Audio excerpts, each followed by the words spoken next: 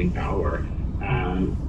Interest rates are increasing too, so suddenly their debt service is also, everything is kind of pushing against them.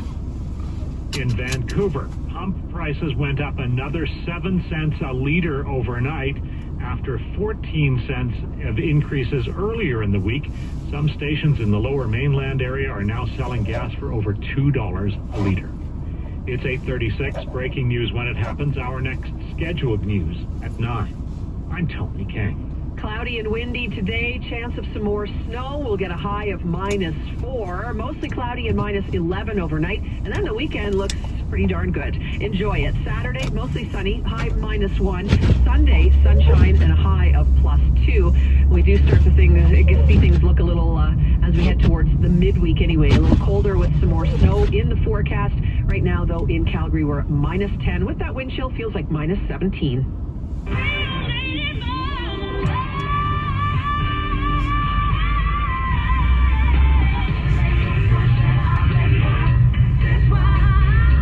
8:36 in Sioux. I've got my eye on the clock. It's, by the way, mornings with Sioux and Andy, Studio and Andrew Schultz. So we've got 24 minutes on. We still have to squeeze in the content. Oh, yeah, we do. We do. Jubilation Theater. Ships Creek. Gonna make you laugh. Come drive with me.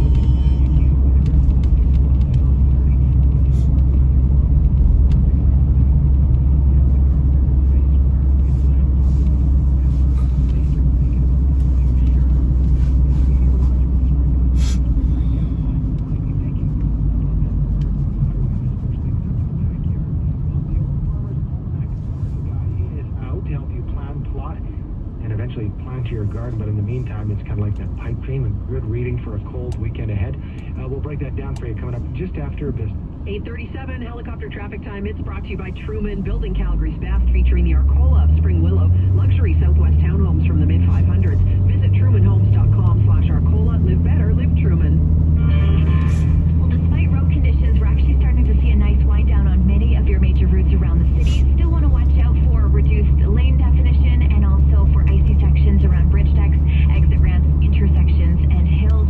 Have reports of a collision on the QE2 coming in from Airdrie. It is just before you reach Stony Trail. In this city, a collision eastbound Country Hills Boulevard near 14th Street Northwest. Collision southbound 52nd Street near Rundlehorn Drive on the right side. And through the southwest, a collision on southbound Old Banff Coach Road approaching Bow Trail. Thirsty Trail's quite busy northbound approaching Bow Trail, and watching out for icy sections on that hill down to 16th Avenue Northwest. Hey Saver, at Save on Foods, they've got low prices every day. This week, get Western Family pork back ribs, 610 grams, just $8.99, only at Save on Foods. For the 770 CHQR traffic helicopter, I'm Brittany Howard.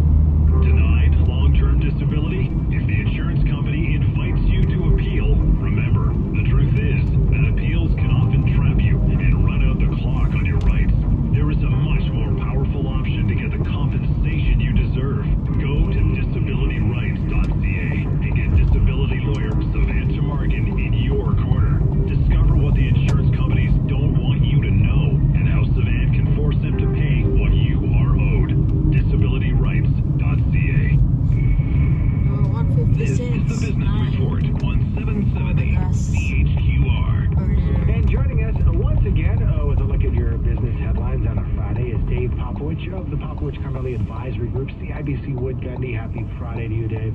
Yes, you too, Andy. Going to talk with, I wish we wouldn't have to talk about inflation every 5 minutes, but that's the case. We're going to move down south and talk about the U.S. wage inflation in a second. But first, how do the numbers look so far?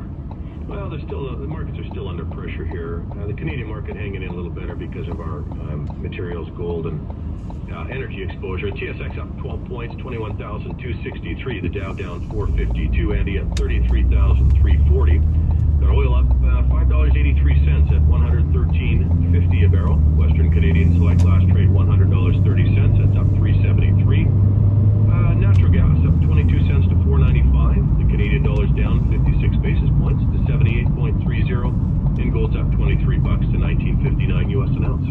All right, this time in the inflation file, we're talking U.S. wage inflation being weaker than expected. What does this mean? Yeah, Sue and I talked last hour about the payroll number in the United States coming in pretty strong. Lots of people getting jobs there. But buried in that was the wage inflation number of 5.1%. So wages are up on a year-over-year basis, 5.1%. But that's well below what was expected, Andy, at 5.8%. Now remember, that's important because wages, whether it's U.S. or Canadian, that tends to be sticky inflation, right? Very difficult to unwind that if you increase somebody's wages. Can't pull them back down. So that's one of the areas I think that's maybe the bright spot today in an otherwise ugly day. All right, let's talk about, the price of oil. I mean, we can all look into the crystal ball and wonder where it will settle. It's going up and away. J.P. Morgan has some kind of a prediction, right? Yeah, they looked into their crystal ball and they said Brent crude, that's the international crude price, could hit $185. Ooh.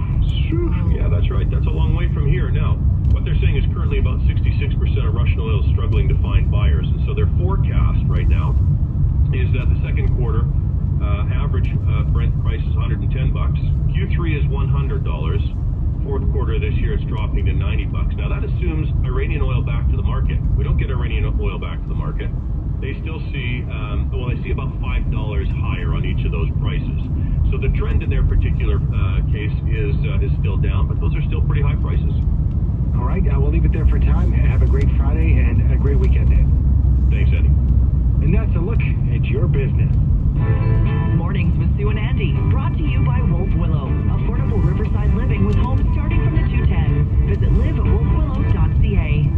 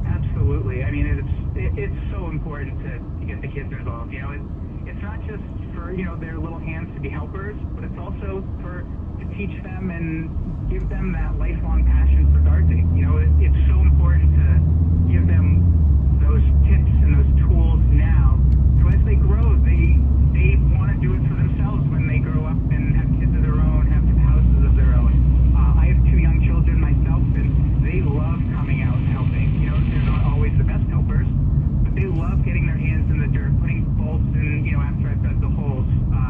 It's so nice decorating. I mean, the little figurines and the little spinny wind chime, they love it. And it's, you know, you can see year after year how important it is to them and how much they look forward to it. I'm wondering, you know, because you guys do specialized things at the Old Farmer's Almanac and the Garden Guide super niche, is this something for the veterans, or what if I decided, you know, 2022 is the year I'm going to put something in the ground and I'm a novice? Can I still get something from the Garden Guide?